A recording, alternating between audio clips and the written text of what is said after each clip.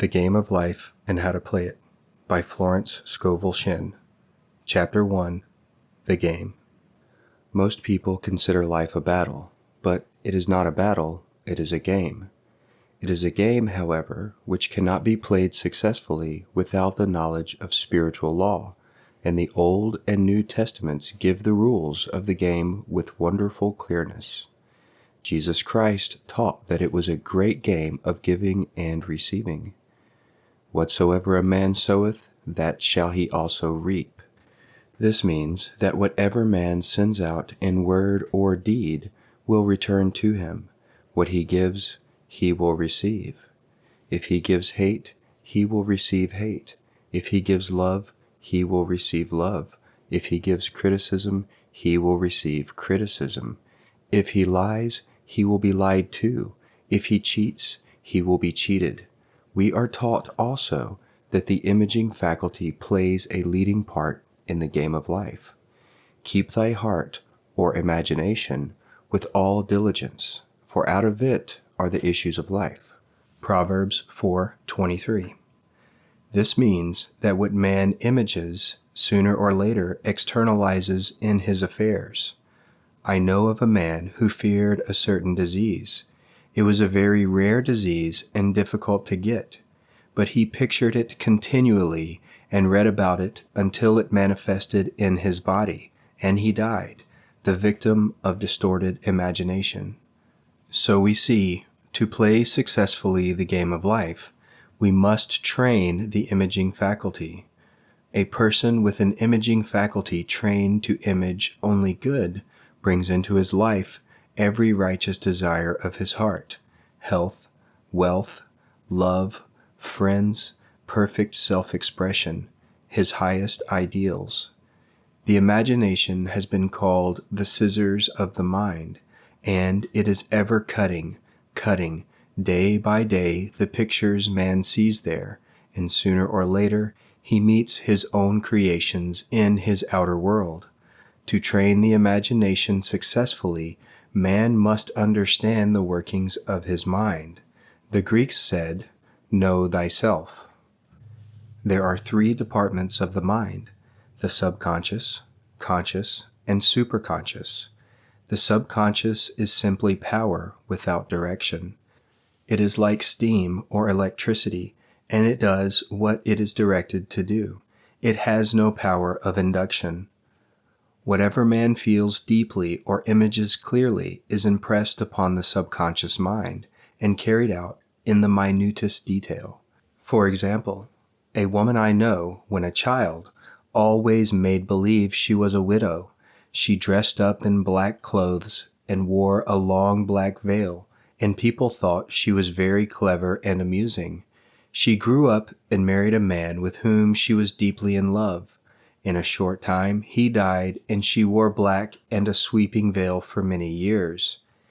The picture of herself as a widow was impressed upon the subconscious mind, and, in due time, worked itself out, regardless of the havoc created. The conscious mind has been called mortal or carnal mind. It is the human mind and sees life as it appears to be. It sees death, disaster, sickness, poverty, and limitation of every kind, and it impresses the subconscious. The superconscious mind is the God mind within each man, and is the realm of perfect ideas. In it is the perfect pattern spoken of by Plato, the divine design, for there is a divine design for each person. There is a place that you are to fill and no one else can fill, something you are to do which no one else can do.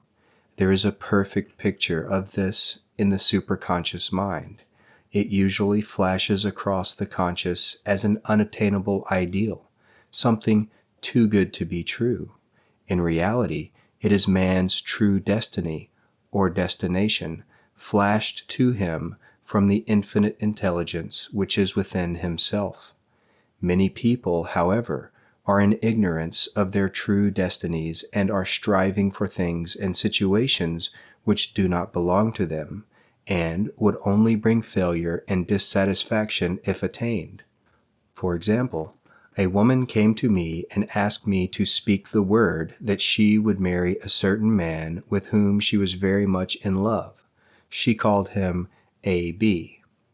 I replied that this would be a violation of spiritual law, but that I would speak the word for the right man, the divine selection, the man who belonged to her by divine right.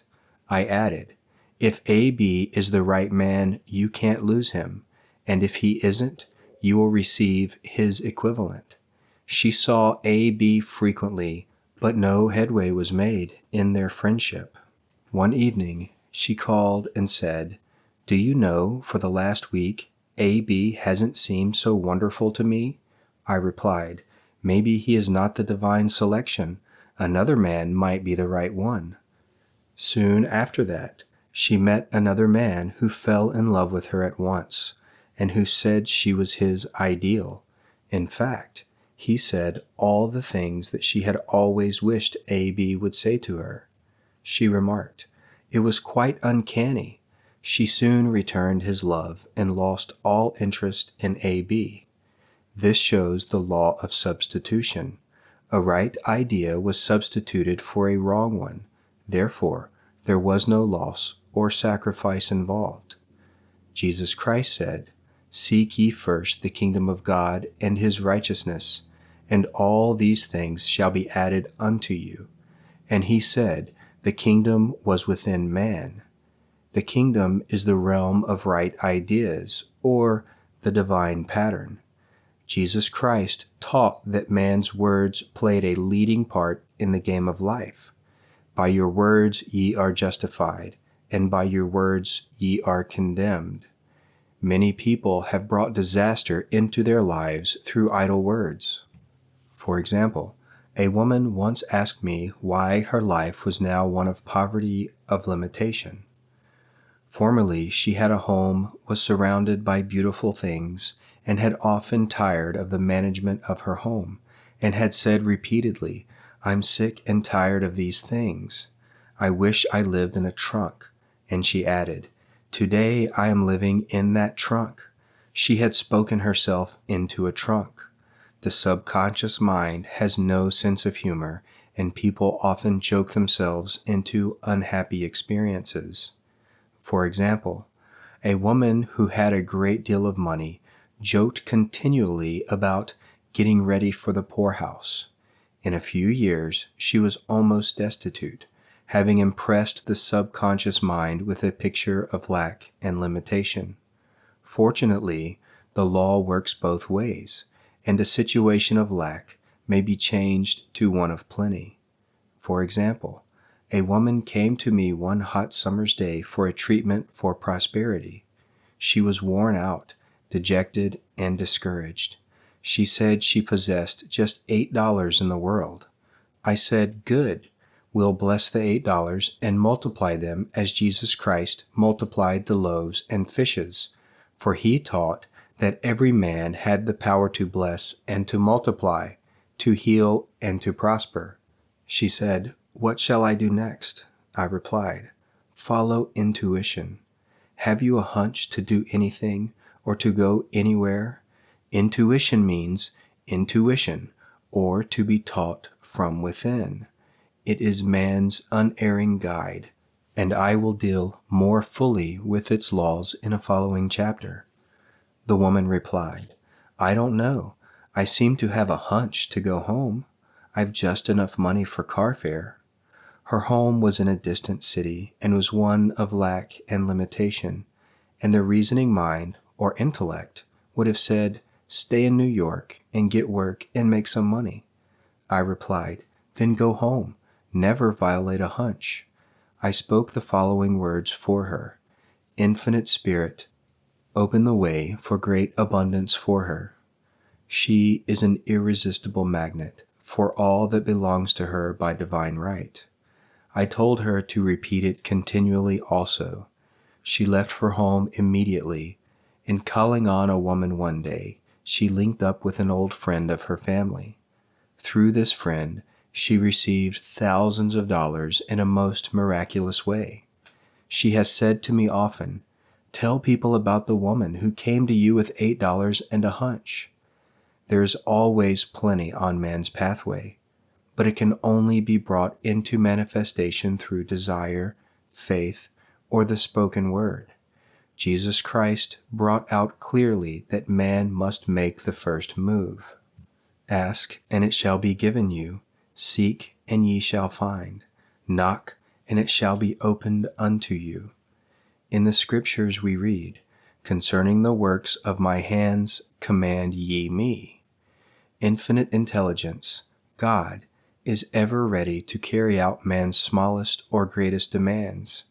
Every desire uttered or unexpressed is a demand. We are often startled by having a wish suddenly fulfilled. For example, one Easter, having seen many beautiful rose trees in the florist's window, I wished I would receive one, and for an instant saw it mentally being carried in the door. Easter came, and with it a beautiful rose tree. I thanked my friend the following day, and told her it was just what I had wanted. She replied, "I didn't send you a rose tree, I sent you lilies." The man had mixed the order and sent me a rose tree simply because I had started the law in action and I had to have a rose tree.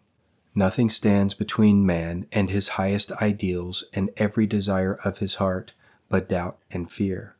When man can wish without worrying, every desire will be instantly fulfilled. I will explain more fully in a following chapter the scientific reason for this, and fear must be erased from the consciousness.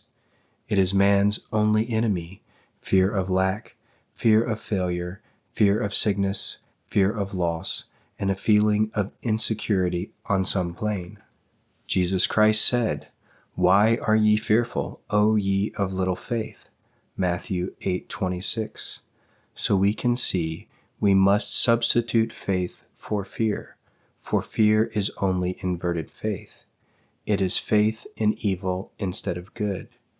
The object of the game of life is to see clearly one's good and to obliterate all mental pictures of evil.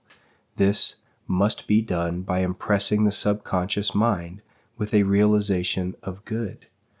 A very brilliant man who has attained great success told me he had suddenly erased all fear from his consciousness by reading a sign which hung in a room. He saw printed in large letters this statement, "Why worry? It will probably never happen." These words were stamped indelibly upon his subconscious mind, and he has now a firm conviction that only good can come into his life. Therefore, only good can manifest.